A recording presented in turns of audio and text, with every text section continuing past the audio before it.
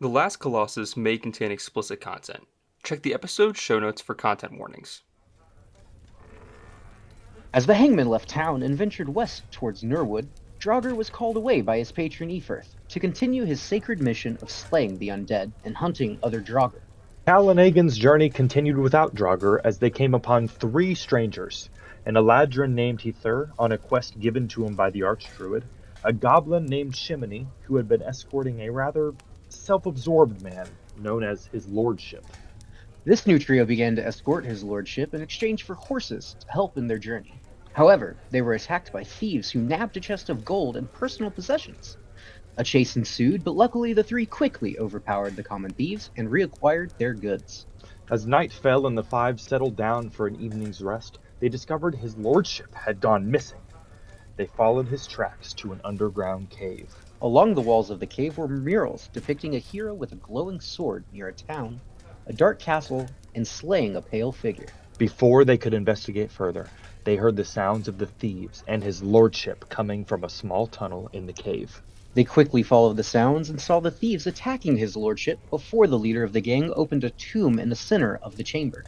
He pulled out a sacred great tree sapling, immediately gaining Hiðir's attention. Just as the gang spread into action to attack the thieves, a mist spewed from the open tomb and blasted through them, draining the blood from each of them before taking the form of a vampire. A fight ensued, with the vampire dealing some heavy wounds to the heroes before they fought him off, but not before the vampire exploded through the stone ceiling and raining debris onto the trio. Despite their best efforts, they could not evade the debris and were all knocked unconscious. Hello everybody and welcome to The Last Colossus, an actual play Dungeons & Dragons series about a group of heroes who must take on a harrowing quest to prevent the rise of a primordial evil that threatens to plunge the world into another war. My name is Noah and I will once again be your Dungeon Master today. Woohoo! No more after this. I'm cut off. Cut off! My fun fact for today is that the comic book reference of last episode's title is from issue 50 of Amazing Spider-Man. Spider-Man No More. Hey y'all, I'm Jordan. I play Aegin on this beautiful, wonderful podcast that we friends do together. My fun fact today is that Aegin doesn't have a favorite color. She likes all of the colors equally. She actually gets really angry when somebody's like, you have to pick a favorite color. She's just like, why? And if I've ever said anything about Aegin's favorite color in previous fun facts, no, I didn't. I think we might have. I think that's why I say that, there's a good chance that it's already been addressed and I'm just deciding right now that no, I didn't. Hey everybody, I'm Nathan. I play Kalgorath Stone Shield. In my fun fact, I think if Cal were to play an instrument, I think he'd play bass. Hell yeah. That's fair. He's the one keeping the band in line. Keeping it steady. Yeah, he's keeping it steady. He's the rock, bro. You always fall back on the rock, man. He's the rock! Mm-hmm. Well, hey friends, I'm Matthew, and today I am once again playing Hiðir. My fun fact is that next week, so the week after this episode, issue 14 comes out, I'm going to upload a very special lore episode that I probably should have done a lot closer to the beginning of the campaign, but I'm finally getting around to recording it this week and editing it. It'll be just like a straightforward little diving into the lore, so if you like to, listen to lore videos or like mythology or just like listening to me ramble about shit that I've made, or you want more context for what's happening in the campaign, it'll just be kind of like a little comprehensive lore deep dive. So keep a lookout for that before our next full session comes out. And this is issue 14, If This Be Their Destiny. The ground rumbles as the cracked stone slab crushes all of you. Aegin, once protected by Cal's shield, he pulls it down to try to lift the ceiling, fails, and you are covered in dirt and rock. Cal, this slab flattens you under its weight. Hiðir, you are also forced onto the ground, completely at the whims of Earth, leaving only suffocating darkness. The hangmen have lost. Hiðir, what do you dream about? I'm walking through a dense forest as Bird song hums through the air and streaks of summer sun break through the canopy. Warmth is all around and is comforting and protective. I walk alongside a flock of beasts, and each time I look at them, the creatures change, so it's impossible to know exactly what accompanies me, but I know that I'm fulfilling my duty to my druid circle, to my goddess Arsted, and most importantly, to Eldrathil. And for some time, I'm walking through the forest, leading the beasts alongside a peaceful river that bubbles and gurgles, adding to the symphony of bird song and rustling leaves. But then it all stops. The beasts are gone. No birds sing. The wind has ceased and the river is silent. Clouds that are as dark as pitch begin to blanket the sky, dimming the sun, and all grows cool as a harsh wind picks up. I start to run through the forest, hoping to make it to a clearing to observe more clearly what is happening, as thunder rumbles all around, though there's no crackle of lightning to accompany it. The sky grows ever darker, and I unsheath my glaive, hoping to have some semblance of light, but it appears that no light emits from it, and even if there is, it cannot pierce through the darkness of the sky. And then the rain starts coming down in heavy sheets. It's obstructing my vision, and suddenly I trip over a root and fall into a pit of mud. As I pull myself up and wipe the grime away from my eyes, I can see the outline of someone standing just on the edge of the pit, looking away from me. I call out for help.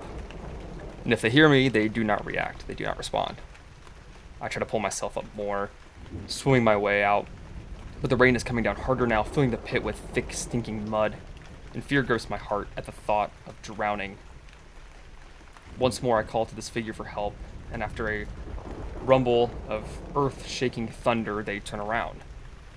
And as this woman turns towards me, I see she wears a covering over her eyes. Her auburn hair is tied up, secured and adorned with this olive green jewelry.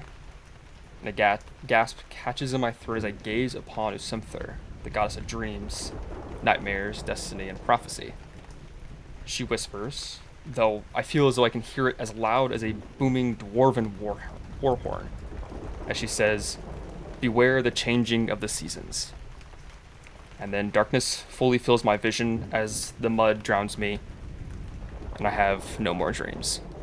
Aegin Matthis, what is your dream? Aegin is dreaming of a night, not like a specific night, but you know how when you're in a dream, when you're in a familiar place, but it's not a specific memory. She's on her old farm outside. It's nighttime. There's a campfire going, and her brother is playing their dad's old banjo. And Ilya is there and is pulling her up into a dance, and they're laughing and having a good time. And it's just, she keeps coming back to the sound of her brother's banjo and just kind of playing in the background.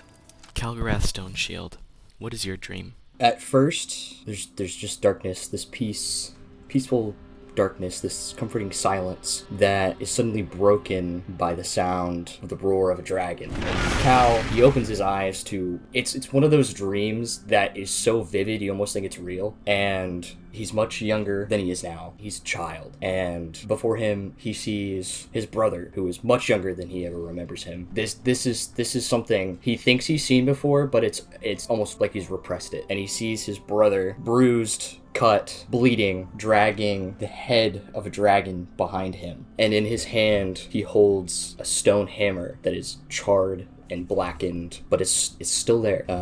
He sees a couple Goliaths, namely his mother, just fall to her knees in front of his brother. And Cal, this feels like a nightmare that he chooses to forget ever happens. And it reminds him of the first time that he ever really lost something, and then it fades to black. All of you filter in and out of consciousness. Has it been minutes? Has it been hours? You don't know. But Aegin, as you kind of come back, dazed, barely coherent, you hear muffled voices. This way. This pit. Take him out. A rough hand grabs your arms and pulls you, limp and dazed, from the debris. The two figures before you are blurry, but the last thing you hear before being shackled and blinded is, "Tell the others to send word to Malkov." Oh, fuck! What? This is what happens. This is what happens when Rhogar leaves us. Cal, you failed. I did. Right when it counted, you failed. Typical Nathan moment. Your consciousness stirs. If there were anyone To behold you, it would be a sight. Your muscles scream at you as, even in unconsciousness, your body has held up the ceiling, even slightly. I will ask you these, Cal. Are you going to give up? Are you weak? Puny? Unworthy of your name? Who are you? I did fail, but I'm still here. I'm still alive, and I've got a mission. Cal uses every last bit of strength in his body to try and shove this stone slab off of him. Give me an athletics check. I got a 10. Try again. 15. Try again. Your muscles burn. 24. You hear a snap in your leg, but you fully, with all of your strength, lift this slab and throw it 20 feet. You see before you Hiðir is on the ground, unconscious, laying over top of his lordship, who is also unconscious. I immediately scramble over the rubble, get to Hiðir, and I will...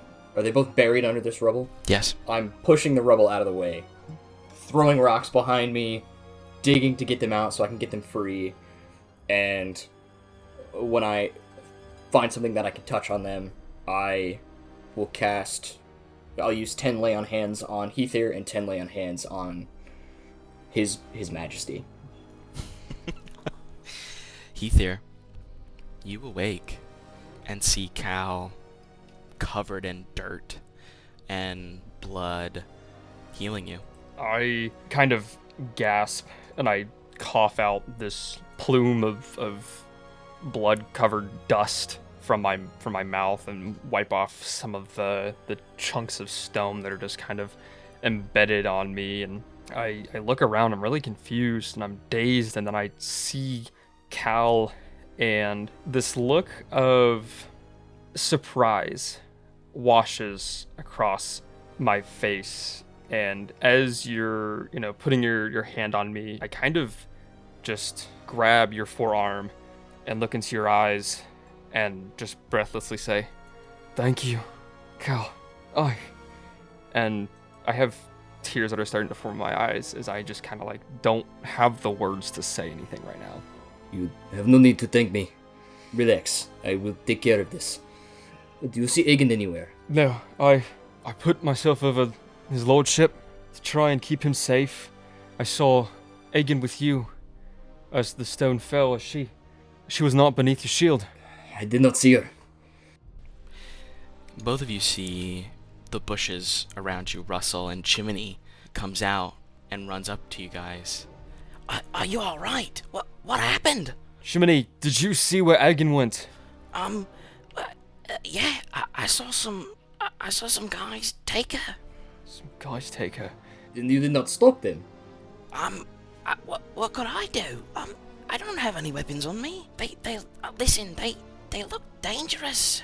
I thought everyone was dead. I didn't know what to do. Right.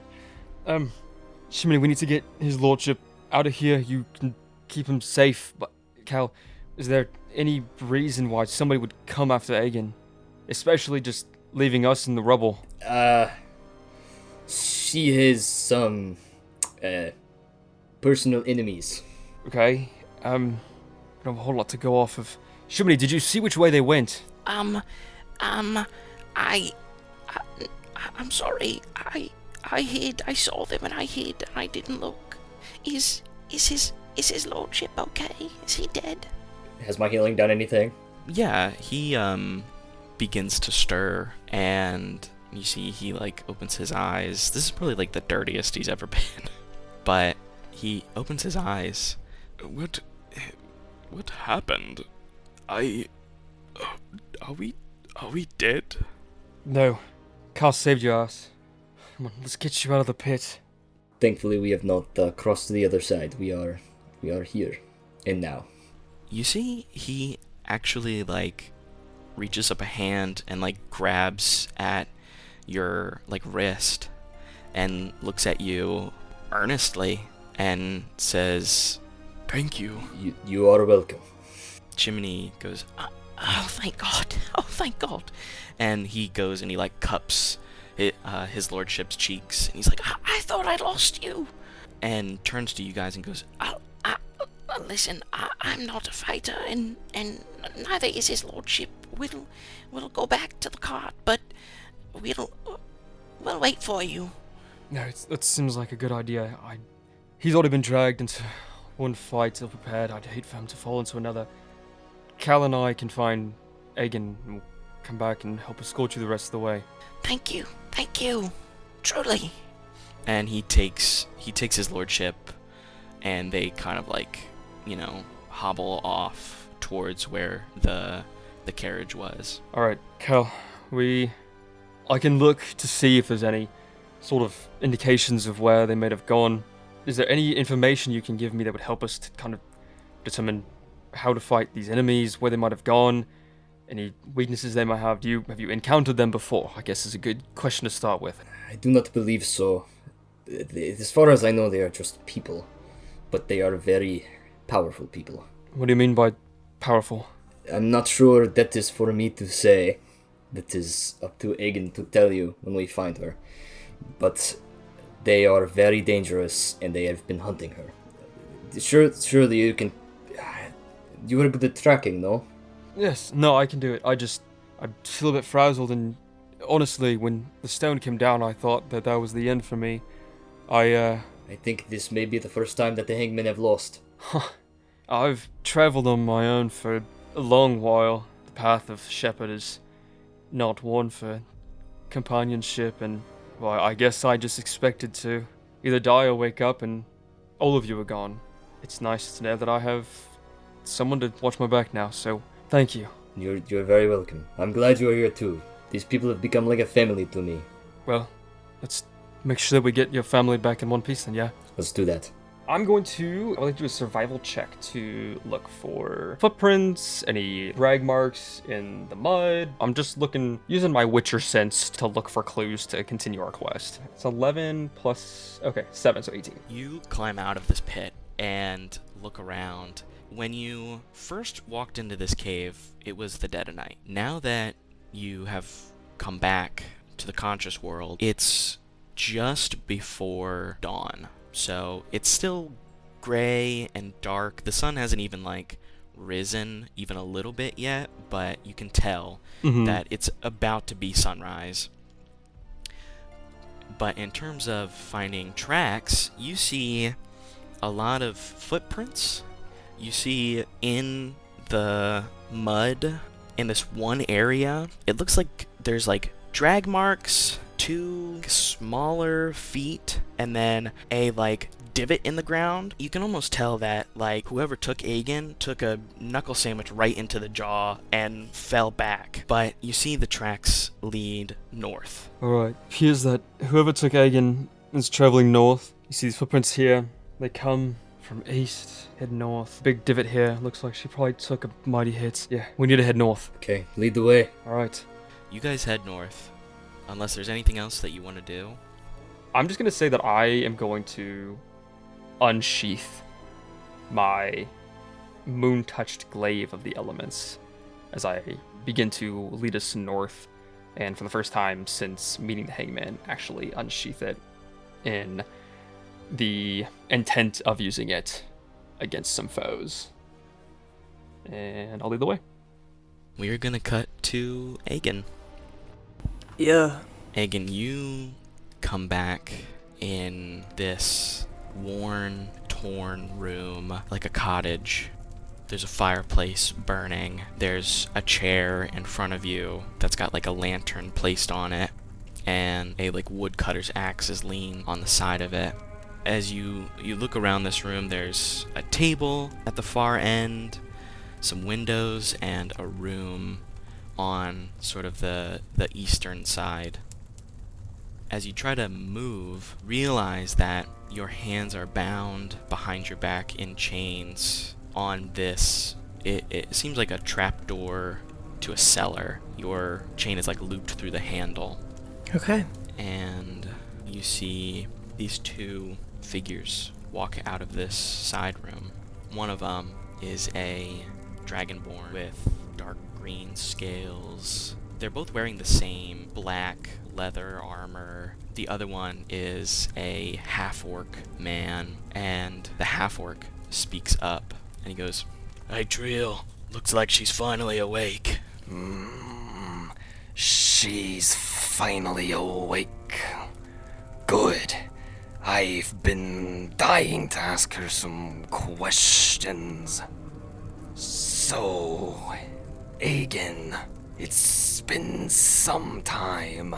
Are you enjoying your life outside of Isomra?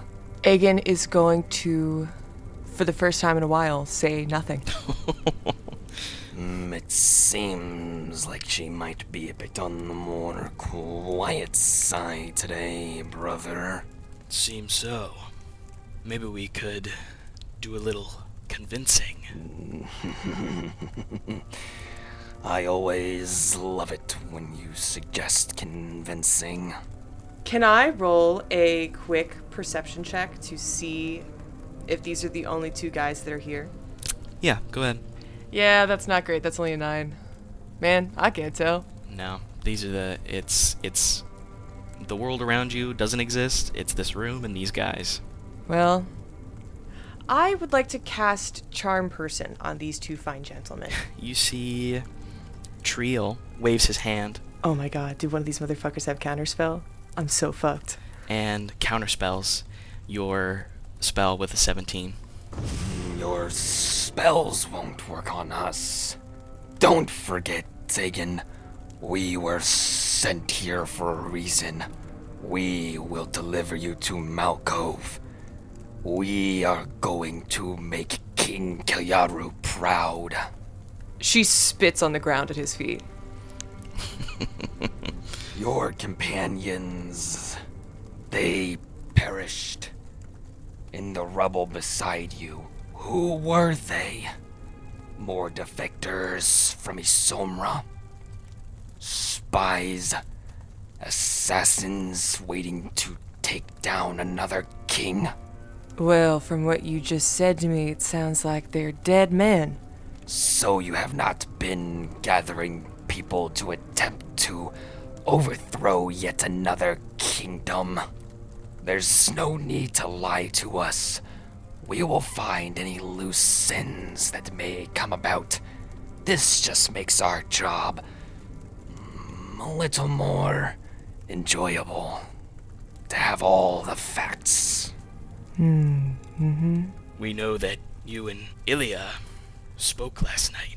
I wonder what would happen if we told Malkov that his own daughter's a traitor. You think he'll gut her like he did during the Balvino trial? That would be a sight, wouldn't it? I bet her guts are just as pale as she is. I think at this moment, like after that, her face gets so fucking serious. Zol, the half-orc, speaks up. You can feel Malkov approaching, can't you? Won't be long now. Keep you here for a few days. You'll get what's coming to you. And you're the ones who think you'll deliver me to it, huh? He approaches. He already knows you're here. He's hot on your trail. Like he said, won't be too long now. He's hot on my trail. Now, I don't think it's really appropriate to be lusting after your daughter's girlfriend, in my opinion. I don't know, there's something just seems a little shady about that. Oh, he wants me so bad, huh? Sorry, that caught me completely off guard. That catches them both off guard. Yeah, that's why I said it. She's stalling for time. She is saying this specifically so that they're like, what the fuck? So that she can keep them talking. Zol goes, I don't think that's why he's coming after you. No, you don't think that's why. Are you confused, maybe? Are you confused? Brother, I think she's confused. No, she is confused. Aegin, he is after you because that is his job. Your precious Ilya has broken her end of the deal. Now, she'll hang too. Now, both of you can join in the eternal abyss. No archway for you, just the consumption of your souls. Huh. Just like your brother. Just like your brother. She stops talking. and we're gonna cut back to Cal and Hiðir. The morning sun crests over the horizon as you guys fly through the woods. These tall trees. The closer you get to Nurwood, the taller the trees get. You break through a tree line into a small, clearing. I'm talking maybe 10-foot radius circle of trees. Both of you give me a perception check. I've got advantage on these. Yay. I really didn't need to roll that one, because I rolled a nat 20 right off the bat. I got a 21. So, you guys see, through the trees, a fire with some figures standing around it. Behind that, there is this old, forgotten cottage. Maybe somebody, some sort of hermit, lived out there, but the lights are on, and the fellas that you see in front of it, you see 2 of them are wearing this black leather armor, and the other 2 are wearing these black robes. 2 are standing by the fire, and 2 are in front of the doorway to the cottage. I wanted to see if I can roll a history check to figure out if I know kind of who these people are. I would say yes, but it's going to be a really high DC. That's a 4, so I do not know who these people are. Cal, you don't necessarily recognize who they are as a group, but if anybody has Aegin imprisoned, it's going to be a bunch of shady-looking guys wearing all black. Yeah. Since I'm Fromi Somra, do you care if I roll a history check as well? Absolutely, go for it, yeah. I got a 10, so... I'll just say the same. You can guess, but you don't know. Yeah, I can make the connection. You guys are down here, and you see coming out of the door one guy. He walks over to the fire. Alright, we have 3 next to the fire. It appears 2 guarding the door. Austin knows how many inside. How do you think we should go about this? Well, I'm not very good at doing things silently, but we might try to do that. Or I can go in and you can poke at them from the shadows or something. If anybody was to have Aegin, it would likely be them. They look shady enough. I understand. We can also try to sneak around the back while you cause a distraction in the front. I can turn into a beast, crash through the back and try to get her out. Whoever's left, we can take out together. I think that would work. I might as well walk up to the front. Who knows? Maybe if you ask nicely, they'll just let you in. It's not every day a Goliath that they think is dead comes walking back. True. Surely they think we're dead. I mean, that only makes sense, right? They left us there. Well, they either think we're dead or we were not even worth the effort to see if we were alive. Thought us to be not a threat. They had to have had a reason to leave us be. That definitely could be. I think while I'm here, I'm gonna cast Bless on the both of us. Okay. Give me stealth checks. Oh, shit. And I'll say you can have advantage because you're far away. I have disadvantage on stealth inherently, so this is just gonna be a straight roll. Oh, my first roll I got a nat 20 for 22, so... Go on. Hell yeah. Got an 18. Hell yeah. Okay, you guys are very stealthy. Nice. Before you go beast mode, we are actually gonna cut back to Aegin. You see Zol, the half-orc, turns to his brother and he goes, I'm gonna check on the boys. I'm sure you can handle this one, yeah? Yes, I sure can. Go make sure everyone's having a good time. I'll stay here with the prisoner. and the half-orc exits. Do I see my weapons in the room?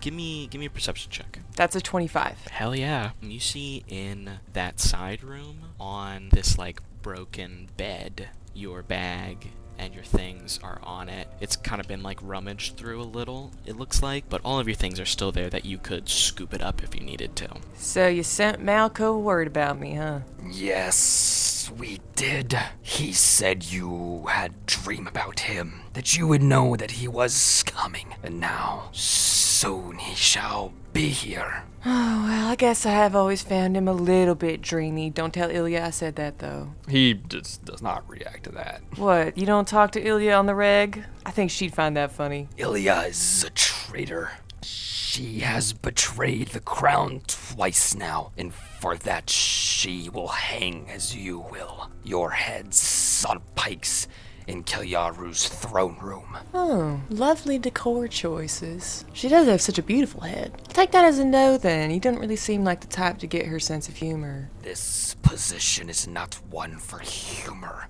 She lied to us, tried to lead us astray, but we do not trust her. I'm getting that. Yeah. Everything you're saying to me, it's clearly not somebody who'd ever want to listen to or trust a woman, so. It has nothing to do with her being a woman, and everything to do with the fact that she has betrayed the crown once. Now she has done it again. But I want to know how she's betrayed the crown, because I don't think she's actually done much of anything. She was sent out of prison. She was told that she was allowed to go if she used her expertise of you to lead us where you might be. Any deviations from that would result in her imprisonment and hanging. I'm a little confused, because aren't I here now? Didn't she do exactly that? No, she tried to lead us in the opposite direction when she went to talk to you. We did not trust her. We doubled back. Came the other way she tried to lead us. Well, I did tell her I was going the other direction, so maybe it's on her for trusting me. Thanks for the chat. You're really wonderful to talk to. Can you send your other friend back in? I liked his voice better. He's not in a position to be making demands. Yeah, he doesn't leave. He just looks at you with disgust, like a sour taste in his mouth. Yeah. Oh, she looks perfectly, like, she's putting on a front of being very comfortable and relaxed right now. She's like, rolled her shoulder and neck out and is kind of like lounging back against this trap door. And she's specifically trying to get her fingers in a place where she can be touching the wood underneath of the metal. Okay, give me a stealth check. 21. You were able to do so. What are you trying to do? I'm mostly just trying to get my hands around the wood underneath where the handles are, so that I can, at an opportune moment, cast Shocking Grasp on the wood to splinter it, and so I can rip the handles off the door. Fuck yeah. You've stealthed. I'm gonna say roll a d6 and you'll take that much lightning damage. Okay. But here's how it goes. Your hands touch the wood and this little spark zips from your palm into your fingertip and zaps through the wood, creating crawling pattern. The handle rips off. You fly up, go forward, shoulder bash into Trio, knock over the chair. The lantern falls, breaks, and spreads burning oil everywhere around this house. Hiðir, what beast do you turn into? I become an ape, and I take on the visage of a silverback gorilla as I'm about to just absolutely Kool-Aid Man through the back of this cottage. Fuck yeah. And as you pull yourself up off the ground, Aegin, a giant ape just bursts through the wall. Everybody roll initiative. Okay, yes. That's awesome. I took all 6 points of that lightning damage. I rolled a 6. 16. I rolled a 14. 15 for me. You see, Cal, as you were walking up, about to converse with these guys, you hear Hiðir burst through the wall. All of these dudes in front of you turn around and are looking at the house, and you see some of them start moving that direction. So right now you're stealthed. You have the drop on them. Okay. So I got a 16 on my initiative. Okay, awesome. Cal gets a surprise round. Only Cal. Okay. Damn, not me Kool-Aid Manning through the wall. That certainly surprises him. Cal, go ahead. So as those guys are approaching the house, they see all this shit going on. Cal, from back where he is, at the edge of the fire, as he was walking up, he kneels down and pushes Ook out a little bit, be like, go get them, Ook. And Ook is gonna come up from behind them. And so I am going to Misty Step in front of Zol. Okay. So Cal, this Misty Step, instead of him poofing everywhere, from the ground, you see essentially the earth kind of surround him and cover him, and it's cracked and it's dry mud essentially comes up around him. And in front of Zol, another Cal appears just like that, coming out of the ground. This muddy version of Cal, and where the other one was, it disintegrates and he solidifies in front of Zol. Oh, shit. Yes! That's so awesome. And as he's doing that, the fucking hammer down right on his head. Hell yeah. Go ahead and make an attack. That rocks. That is gonna be a 26 to hit. That hits. Holy cow. I try. I'll say for this, Cal had his shield on his back, and he's double-handing this hammer up onto his head. So I'm gonna do this damage with a D10. Okay. You're so cool. That's 11 damage. Okay. I'm gonna have Ook fucking stone throw at the mage next to Zol. Perfect. Go ahead. 17 to hit. That hits. 4 damage. That's my goat Ook right there. You form right in front of Zol, and it surprises him as the hammer just fucking cracks his face, and you see he like is bent over and he looks at you, blood coming out of his mouth, and he just starts like breathing heavy, like I'm gonna kill you. And top of the round, it's Zol's turn. As he does that, like, you should check when people are dead. He rages Oh no. and is going to make 3 attacks. What the fuck? Okay. You see, he unsheaths a scimitar and a dagger, and he is going to make a scimitar attack against you. Misses. Second one, you take 8 damage. Okay. And then he comes at you with the dagger. You take 5 damage. Okay, I'm going to use my Stone's Endurance. I rolled a fucking 12. Let's go. A 12 plus 2. I don't take shit. Nice. You see, it's like when you misty stepped and hit him, the stone hadn't completely solidified. Yeah! And he takes a scimitar and a dagger slash at you and breaks the stone away, but it just completely reforms like he didn't do anything at all. All of these guys see you. It is the mage that Ook hit. You see this mage misty steps as well. His isn't as cool. He just turns into a puff of smoke on top of the cottage. Oh shit. And then is going to cast Hold Person on you. Make a wisdom save. Outright, I get a 15. So you feel something grip you, but you just brush it off like it's nothing. Okie dokie. I'm gonna whip my shield back out, and I'm gonna swing on Zol again. Hell yeah. This time one-handed. I want to try and aim for his arm to, like, flavor-wise, try and knock his weapon out of his hand. I definitely missed. You see he deflects your warhammer with his scimitar. You get 2 attacks. Oh, I forgot to do that last round. We'll consider that first one the second one from the surprise round. So now you can take your 2 attacks. You're so sweet. Well, that's a nat 1. Okay. No! Second attack is way better. That's 30. Oh my god. Go ahead, do your damage. I feel like I should Divine Smite him with that shit, man. Yeah. So, Cal goes, he had just bashed this dude's head in, and now he goes to pull his shield out. He's a little off kilter, so he kind of takes a wild swing and misses, but then, enraged that he misses that first attack, fucking goes for this dude's weapon, goes for his hand, holding his scimitar. So that's going to be 5 damage with just the Warhammer. He's raging, so it's going to be 2. So, I'm going to use Shining Smite on this guy.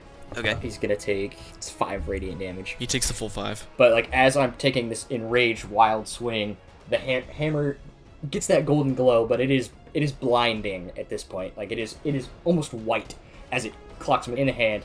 You put all your energy into this one swing, and he goes to, like, deflect it, and it just shears his scimitar in half, and it cracks him on the shoulder. He looks at his scimitar and just throws it on the ground. Yeah. And then Uka's gonna go, and he's gonna fling another pebble at the dickhead of a mage upstairs, and it's gonna be a 16. That hits. And he's gonna take 3 damage. Ook just kind of winds up his shoulder and he like a golf swings a pebble from the ground, and it flies up and hits the mage upstairs. Aegin. I don't know what's going on with this ape that just crashed through, but Aegin knows an opportunity when she sees one. And so she's just going to continue that roll forward, and as she like gets to her feet and shoulder crashes into Triel, she's going to cast Shocking Grasp once again on Triel. Awesome. Go ahead and make an attack. That would be a 24 to hit. That hits. I'm going to mark him as my favored foe for this turn, and I'm going to add 1 more damage to that. So that's 11 damage total just from that 1 cantrip. So I'm going to use that moment to kind of like run past him, do the cool like shake off my chains as I go, and grab my shit. I'm mostly just focusing on my bow, my quill of arrows. Awesome. That is this other mage. He's going to cast Hold Person again on you, Cal. Fuck, they don't like me. Okay.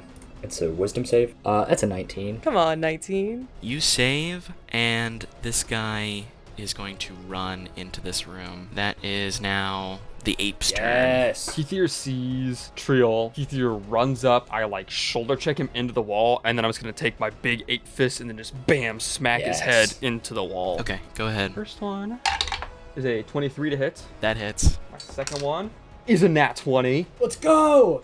22 damage as I run up, slam him against the wall, and then punch him twice, like against the wall. I just like slam his head against the wall. Fuck yeah. And I think then Ape Hiðir just like screams in Triel's face after this. Just like lets out this like harrowing monkey bellow. Okay, it's Triel's turn, and he is going to cast invisibility on himself and run out the door. That is this guy's turn. He's gonna run up to Cal and make 2 melee attacks on you. Oh, he's got both the thugs on him. And he has pack tactics, so he's gonna have advantage on this. So first attack, I got a nat 20. Brother. Oh, it's okay, Cal. We're coming. 13 damage, and then he's gonna take another attack against you. That second attack was a miss. Now it is the second guy's turn, and he's gonna do the same. He's got pack tactics. He's gonna have advantage on these. First attack is a 23. Second attack is a miss. You take 7 damage. Wow.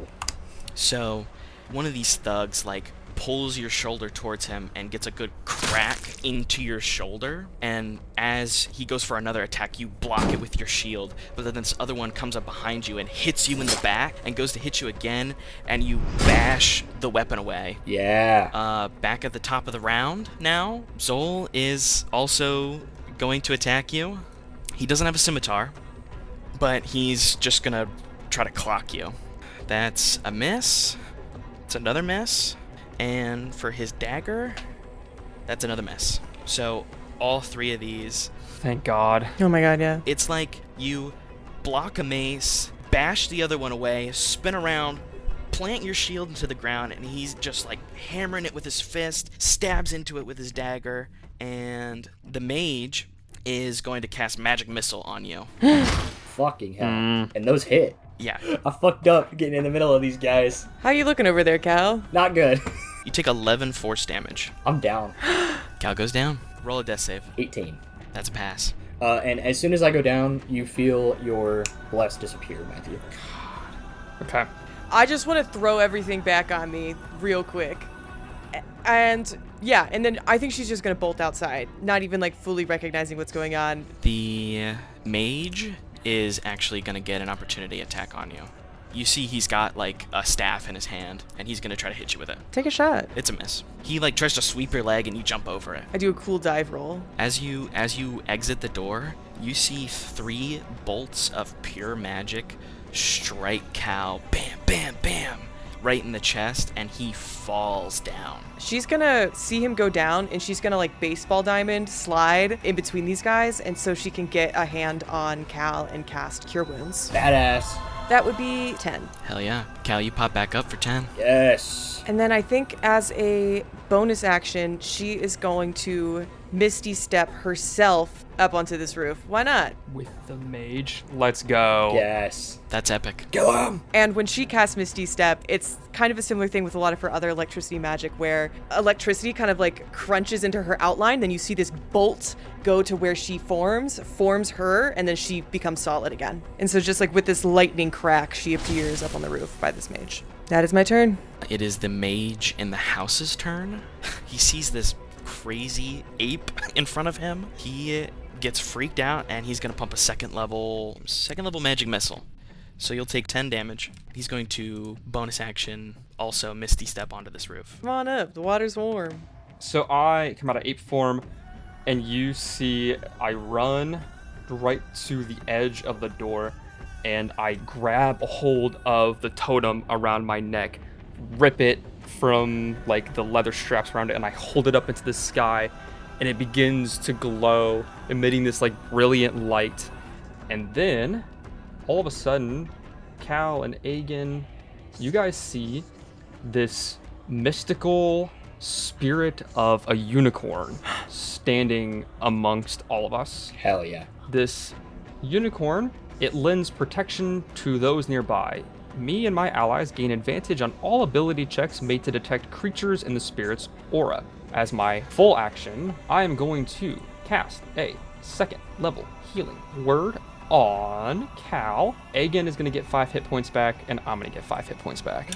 16 health points back to you, Cal. Holy shit, dog. And as I cast this spell, my eyes are glowing this brilliant green, and I fully unsheath my moon-touched glaive, and I am ready to fight. You see, coming out of invisibility, Trio, this dragonborn with a trident, this green necrotic energy pools, and he shoots a necrotic ray at you. At me? I got a 23 to hit. You take 8 necrotic damage. I get hit by this, and the glow from my eyes from summoning this spirit dims a little bit, and I glare at Trio.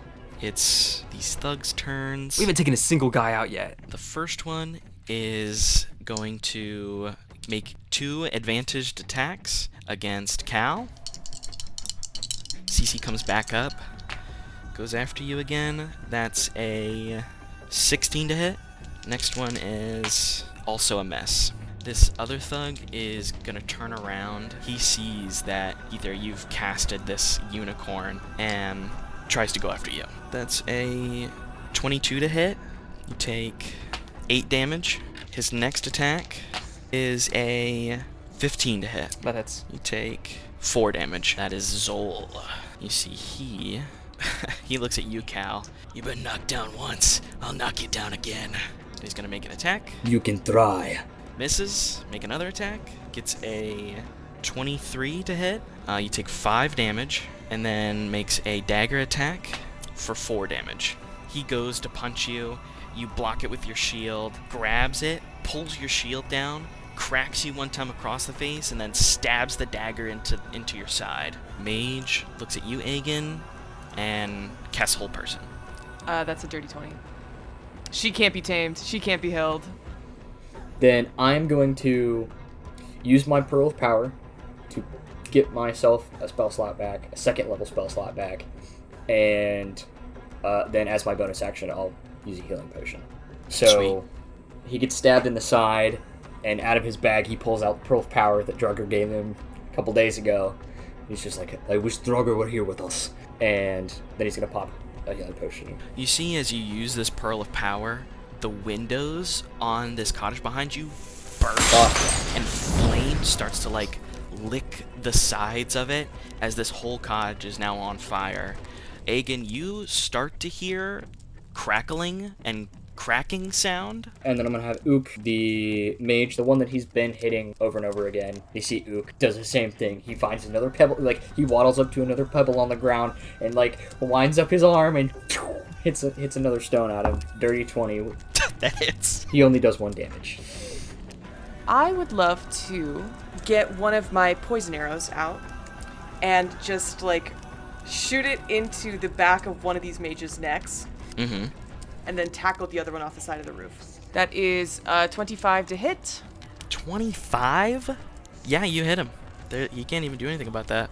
He rolled a 13. You still do damage. 12 damage. And then I'm going to sling my bow onto my shoulder and just shove this mage off the roof and kind of use his body to help aid my fall and hit a nice tuck and roll as I hit the ground. Try to slam him into the ground though. Can you get him into the thug? Thug B? Can I? I'll say, if you can do an opposed athletics check against this guy and knock him off, he'll fall onto the thug. You, the thug, and the mage will take falling damage.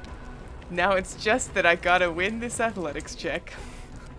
That's a really strong, awesome 2 that I rolled. Oh! He got an 8. It is this mage's turn that you shot with an arrow. He is going to climb down, and he is going to shoot a first level magic missile at you, Hiðir. You are going to take 9 damage.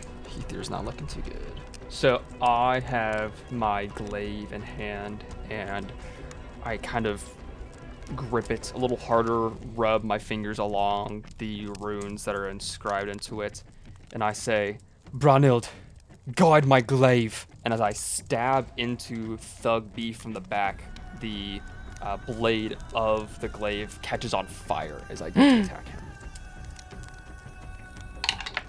Holy natural 20. Let's go! So it's gonna be 19 slashing and 8 fire damage. Triel is actually going to run back up to Zol and cast Enlarge on him. Fuck. I hate this guy. You see Zol now. He was like kind of tall, like not as tall as Hiðir, but he becomes 11 feet tall. Fuck. Looks down on you, Cal, and lets out this hearty laugh. The thug, he's gonna go after you with advantage. Nat 20. Fucking nat 20, are you serious? Yes. It's gonna be 10 damage for his first attack. His second attack misses. Okay. Thug B comes in, and he's still going after Hiðir with advantage. Misses on his first attack. Gets a 19 on his second attack, which I think hits Hiðir. You take 4 damage. I will go down my next hit. I'm getting scary low. It is Zol's turn. Fuck this guy, dude. He's going to make 3 attacks on you. Miss, dagger. Okay, that's a miss. So he misses all 3 times. It doesn't even matter that this guy is bigger than you. Your shield is steadfast. Mage's turn. That's right next to Aegin. You guys are grappling. And one trick pony, magic missile. Magic missile always hits. 13 damage. Hey, this will be the first damage I've taken in this fight. How are the dudes next to me looking? You see the thug behind you is severely injured, and the thug that keeps wailing on you has not been hit once. I block all the shit from Zol, and I don't even give him the time of day, and spin around with my warhammer and whack at Thug B as he's focused on Hiðir. Give me a hit. 16 to hit Thug B. That hits. 6 damage. He goes down. Hell yeah. I whip around, pick end of my warhammer, slam it into the back of this guy's head, and then rip it out real fast and do another spin and go for Thol's kneecaps. Hell yeah. 15 to hit Zol. That's a miss. Fuck. You see as you swing your hammer at him, he grabs the head of it. And then I'm probably gonna fail this, but I don't have to do anything. It's because I took an attack action with a melee weapon. I'm gonna shield bash him. As he grabs my hammer, I'm gonna use my shield and bash at him. He just has to succeed on a DC 14 strength save. So he's probably gonna save on this, but figure why not. He does. Damn. I just sort of push him with my shield. He doesn't go anywhere. You like release his hand from your hammer. And then Ook is gonna do his thing, and he got a natural 20. Yes! yeah. Ooh, Yes! Who's he hitting? The same mage that he's been hitting the whole game. 6 damage. I imagine Ook has just like gathered up a little like line of pebbles, and he just like winds up, hits one, flies, it flies and hits the mage. Then he goes to the next one, does the same thing. I would love to rain hell and fire down on Triel, if possible. Okay. So that would be functionally 2 hits with my bow. And I would actually love for one of those to be a poison arrow. This is the regular, that's a 12. 12, that's a miss. This one's the poison, that's a 19. You see Triel forms a bubble around him as he casts shield. I hate this guy. Fucking hate this guy. Let him waste his spell slots. Yes, he's dangerously low. Oh, I want to kill him so bad. Instead, I'm just going to settle for potentially taking an attack of opportunity from this guy, Mage on the Roof, and climbing on down. Good idea. 17 to hit? Does that hit? It does, but I am going to go ahead and spend all of 3 of my charges on the Ring of Armor Defense to not get hit. Okay. Not that I feel like this mage would do very much damage, but it's like, let's keep up while we're up, you know? Awesome. This mage is gonna run up to you, Hiðir, and cast Shocking Grasp. Hey, that's my spell. Aegin's gonna see that and be like, hey! You copied me! And he got a 12. That does not hit. Okay, he misses. You see as I hold a hand outstretched towards where that spectral unicorn is standing in the middle of this aura, and it rears up, lets out a whinny, and from its aura you see a stampede of spectral unicorns come out of it as I cast a 3rd level Conjure Animals. Whoa. Hell yeah. That's awesome. Therefore, the unicorn appears right here. So when Zol, the Thug, and Triel all end their turns, they will have to make a dexterity saving throw. Nice. Okay. I was saving it. But Triel is going to try to counterspell that. Let me do my cool thing in peace. He rolled a 16. The unicorn disappears. But he has no more counterspells. Okay. Hey, he used them. That's good. I'm going to face step away from this mage. I can face step, and immediately afterwards I can choose a creature I see within 5 feet, and it'll take 3 fire damage, so I'm gonna teleport. So away from the mage, a little closer to the Thug, and the Thug will take 3 fire damage. And then, can I still move? Am I gonna get an attack of opportunity on me from this Thug? Within 5 feet of him, yeah, he'll get an opportunity to attack against you. Okay, well, I'm actually cooked if I get hit, so I'll just stay where I am. Triel, he has no more spells, so he's just gonna try to shoot a necrotic ray at Aegin. Fucking bring it, man. I'm gonna end this man's whole bloodline. Does a 15 hit? It does, unfortunately. He'll take 11 damage. Oh, that's fine. Zol is going to Cal. 19 to hit. I'm gonna use my last charge on my ring, so he misses. 23 to hit. Fuck, that hits. You take 5 damage as he punches you. The last one is a miss. I'm still up. I'm still up. You see the roof of this building collapses, and the mage falls in and is burned and crushed alive. Amazing. Dude, I'm so glad I got off that roof. And the fire begins to spread even more. I was going into the fucking forest. Oh, Hiðir's heart aches. How does Zol look right now? Healthy. I'm gonna go after Zol, man. Go after him. Going all out on him. Cal is gonna go for his kneecaps again. You know what? He's doing that. Hell yeah. Easiest to hit, right in front of him. First to hit is a 23 to hit him, That hits. and then 17 to hit him. Yeah, that hits him. This is gonna be bludgeoning damage here. So that's 13 bludgeoning damage, and then 16 radiant damage. And as a last little thing, because fuck it, why not? I'm gonna try and shove him back 5 feet with my shield dash. So it's just strength 14. He got a 17. Cal, you know, his hammer is just alight with this golden glow. Bam, bam on him, on his knees. And yep, then Ook is gonna throw more pebbles. He's gonna go to his 4th pebble, line up his shot, Babe Ruth, he's calling it. and he's gonna go for the Triel. And Ook wildly swings and wildly misses within that one. I am going to witch bolt this man's ass. Hell yeah. Which one? Triel. 25 to hit. Does that hit? No. Yeah, it hits. That's going to be 18 damage on that witch bolt. Finish him. Thank God. Yes. Yeah, I think that she crawls down and she just, like lightning arrow with her bow, looks at him and just says, "You're finished," and just shoots him right with a crackling bolt of electricity. Badass. His head explodes. Zol turns and sees his headless brother and shrinks back down to his normal size. He just lets out this cry. I am going to hit him with a hunter's mark. Sweet.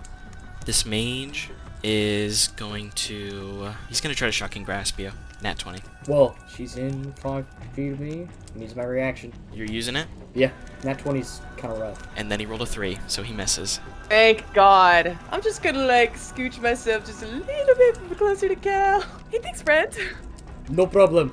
I raise a hand in like a talon sort of look and raise it up to the sky, and I say, Mirkar's moon condemns you, and I create a moonbeam within a 5 feet radius that hits both Zol and the thug. Yes. Soul and the thug. So what do they have to do? So that is going to be a con saving throw. Zol passes, the thug fails. So the thug is going to take 19 Holy radiant fuck. damage, and Zol is going to take... 9. They're hurt. Holy shit, man. I'm going to do another phase step, and I'm going to phase step close to Cal, and Zol is going to take 3 fire damage. As you see, I have my glaive. The fire is engulfing the blade of it, and I like kind of whirl it around myself, and then I become like this temporary like fire vortex and just appear on the other side of Zol. This thug is feeling your moonbeam. He's gonna split his attacks. The first one is gonna be against you, Hiðir. I got a 23 to hit. You're gonna take 3 damage. I'm literally knocking on Ephirth's door right now. And then a 18 to hit Cal. Does not hit. Okay. Thug takes... 9 more radiant damage. This guy's also barking up Ephirth's door. That didn't take him down? He's got one. He's got one out. Zol is going to Devil May Care push past his thug. So that means Hiðir, you can make an opportunity attack against him. Would love to. That is a 18. That hits. That is going to be 11 slashing and 4 fire damage. 15 damage in total. Yes, because he's raging. He's gonna take 9. And Aegin, you killed this guy's brother. He is gonna spend all of his attacks on you. First attack is a 19. That does hit. 5 damage. I think as she gets that first hit, she's gonna go, what, you don't like it when somebody threatens your family? 24 to hit. That hits. 5 more damage. And then a 22 to hit. That hits. That's gonna be 4 more damage. She takes that second hit and I think she just spits him again, and then that last hit just puts her right on the fucking ground. Unconscious? Yep. Damn. Fuck. He like slashes you up your torso with the dagger. You spit in his face and he just clocks you right in the jaw, sending you unconscious. Well, shit. How's Zol look right now? You see he's like huffing and puffing. Blood is just spraying out of his mouth. You all killed my brother. I'm gonna kill you all. I'm gonna kill you all. You brought this onto yourself. And fuck it, he's gonna go after Zol. Do it. 24 to hit first time. You hit him. What's your attack bonus? Your damage bonus, I meant. +4. Finish him. Okay. I see Aegin get clocked in the face and go down. And I see him spout all this bullshit. You brought this onto yourself! And I take my warhammer, fucking slash, hit at his hand with his dagger, and then just literally bash the edge of my shield into his nose. So his fucking face just concaves in. Nice. And then, yeah, my last attack, yeah, I'll just fuck the thug up. Bash the dude with the shield. That's gonna be a 21 to hit him. Kill him. Bash the dude with the edge of the shield. Take my warhammer pick end in, bash it into his knee, so his whole knee gets blown out, and then he falls to the ground, and then I uppercut him with the shield. He lets out a scream. And he like flies into like the top of the moonbeam and just disintegrates into dust. Yes, dude, yes! When you uppercut into him, his neck cracks. Like you break his neck backwards and he falls back into the moonbeam and it just like burns the top half of him. Yeah, then I guess Ook will throw a pebble at the mage. For a 16. That hits. 4 damage. Finish him. Yes! Yes! Let's go! No way! The mage, watches Cal absolutely brutalize these two dudes and is like, mouth open, like, what the fuck? And then a fucking pebble comes in and hits him right in the eye. Yeah. It's so fast, it like blows apart his brain from inside of his skull through his eye. Paladins are fucking awesome! Aegin, you're down. Make me a death save, and then everybody can do their thing. That is a 10. That's a pass. Okay, you're good. You see the fire around you guys begins to spread even more. As soon as this last guy is dead, I cease this moonbeam and I run over towards Aegin and I say, Osted's blessing be upon you, as I cast a 2nd level healing word, which means Cal and I are going to get 5 HP back, and Aegin is going to get 44 plus 4, so 14 healing back. And then I am going to go, quickly walk towards the edge of where the fire is and just, stare at it, trying to figure out how I can cease the burning of, Arsted's creation. I wake up right as you're kind of walking away, and I go, first, you're kind of, oh, man, hey, thanks, man. That's, oh, shit. Cal, you doing all right? I'm okay. Hiðir, give me a religion check. I have sheathed my glaive. I have just tears welling in my eyes, and I'm gonna give you a religion check. I have a +4.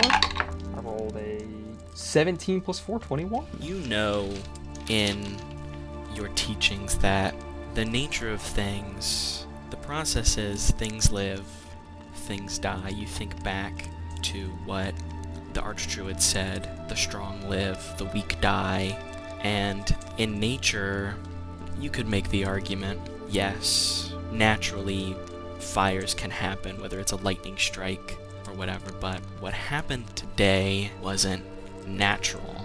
If you would give me a prayer to Arsted, something might happen.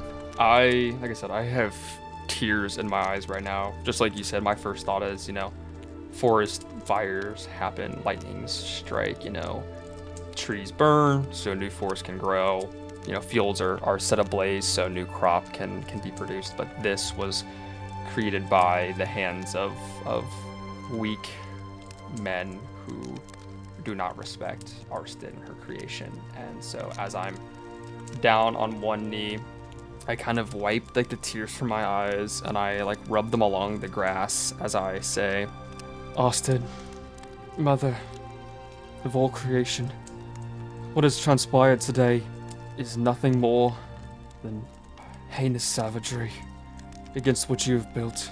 This is not natural. What you've built does not deserve this. Please extinguish the flames with your rains and allow the forest to grow stronger. And I finish wiping my tears onto the grass and I open my eyes. With your 21 that you rolled, you could feel the light of the sun rise on you, but it dims as clouds start to form, and you just feel a drop of rain, and it is like a torrent of rain above all of you, extinguishing the flames. The trees can't be saved, but the fire won't spread as it is put out by your god. And the tears continue to just kind of stream down my face, but I smile as I watch as the rest of the forest is saved from its fate. Cal, did we get them all? I hope so. I think so. I do not know where that one mage went, but... That one mage? That one that was on top of the building. Did it fall in? Oh, yeah, he fell in, I think. I'll go check it out. Are you okay? Oh, yeah. They were threatening Ilya. I couldn't let him go. Well, they are no longer a threat to Ilya. Yes. Just another fucking mess I'll have to deal with later on. But I'm gonna go see if that guy's in there. Do what you have to. Yeah, and she's gonna go look in the building that's no longer burning. Make sure that mage is not alive. You step into the doorway, and under some of the rubble, you can see like a gnarled hand sticking up, completely burned, like to a crisp. And you all hear, actually, hooves coming towards you as Shimini in the carriage, like, pulls up, and he jumps down, and he goes, I saw the fire, and then I saw a bunch of rain, and I just couldn't stop. You all look awful. Oh my god, these men are dead. What happened? Are you all okay? Rough night, Chimney. It's, I think it's been a rough night for all of us. Yes, that was something for sure. And you see, like, as they're having this conversation, Cal is just going over with his warhammer and just, like, nudging all of the corpses to make sure that they're all dead. you see the door to the carriage opens, and his lordship steps out into the mud, and he regards you all.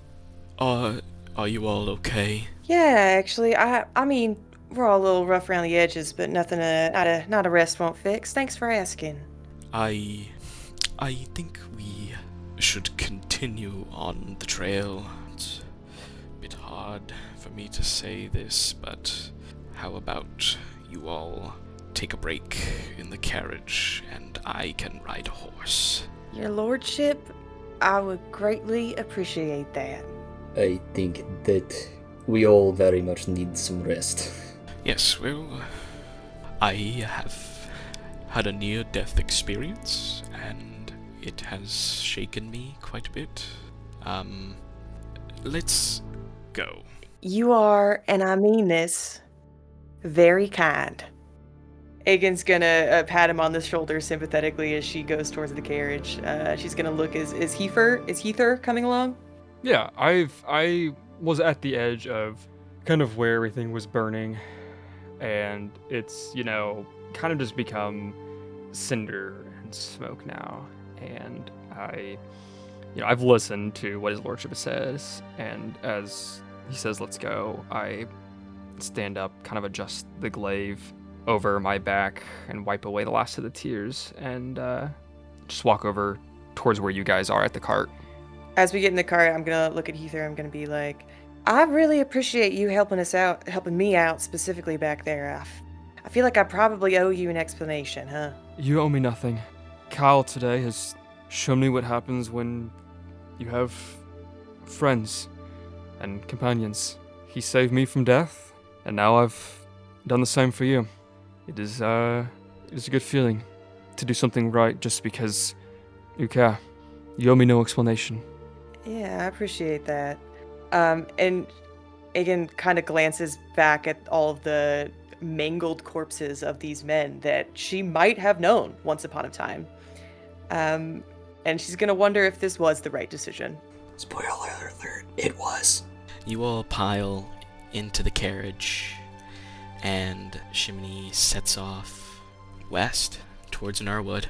If there is anything you guys would like to talk about in the carriage, feel free. If not, that's where we're gonna end. I think everything I want to say with Rhogar there. Oh, I'll say one last thing. I'm going to look at Cal, and I'm going to say to him, we've got to find Ilya. Yes, we do. I did not realize how close your enemies were. Shit, me neither, but we live to tell the tale. Now we know, and we have definitely dealt a blow to Malkov. At least I hope so.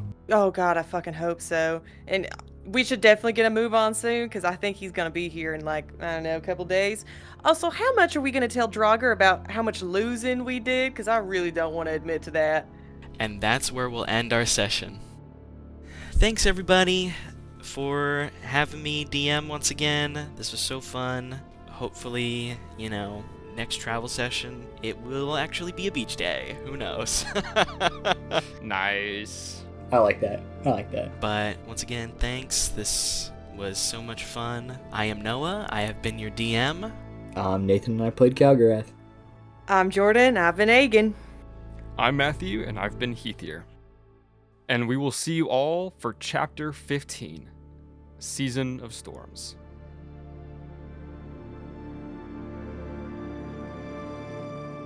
it's like she holds so much. There's so much information there that so many thoughts about herself and her identity just kind of like fall out the bottom, and so she's constantly just kind of making it up on the spot. Aegin loves Rick and Morty.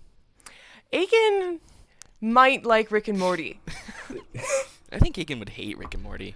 I think that there's a chance that Aegin could go either way on Rick and Morty. I think it really just depends on the day. I think some days it's like, that's the funniest shit ever made. And then some days she's just like, what is this? The guy turned himself into a pickle. Dude, this guy turned himself into a pickle. Funniest shit I've ever seen. Dude, some poor fan of ours like has a Wikipedia doc of like all of our characters' details, and he's like, shit, that's not Aegin's favorite color anymore. She actually doesn't have any favorite color.